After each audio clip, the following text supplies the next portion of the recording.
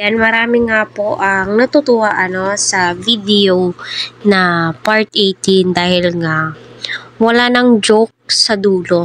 Kasi every time humihirit itong si Eds ng mga pakilig ay may joke po talaga So unti-unti na pong natatanggal ito ni Edu ay sinasabi nga po nila na wala nang joke, baka totohanan na po ito. Kasi nga po, maganda naman po si VNC. Di mo po siya mabibehind kung pagandahan lang. Kung napapansin nyo, mukhang magkamukha po si Eds at saka si VNC dito, no? Yung kilay, yung ilong, yung mata, yun, pansin ko lang. So, napakaganda niya. At nag-blush pa yung peng-peng niya. Sana all, Hello po sa Team Edsy na naka-tune in sa aking channel.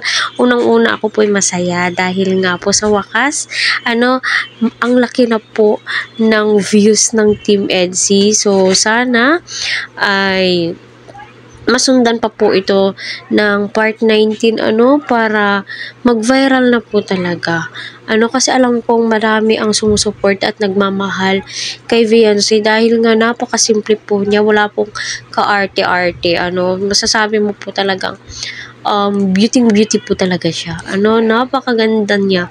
Hindi po nakakasawang tignan si VNC, lalo na po yung malagkit na tinginan o titigan po nila ni Kalinga Pets, So, sa palagay nyo? Scripted bang lahat ng yun? Para sa akin, hindi, Bakit naman sasabi ng iba na scripted daw po yun?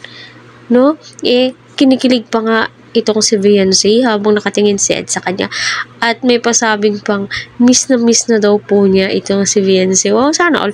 Sino ba naman ang hindi makakamiss kay VNC? Almost 2 weeks na hindi po sila nagkita, di ba? At saka, siguro ginagawa po yun ni Kalinga Prab para mas lalong mag-viral yung Team Edsy, Yun po yung napapansin ko lang, ha.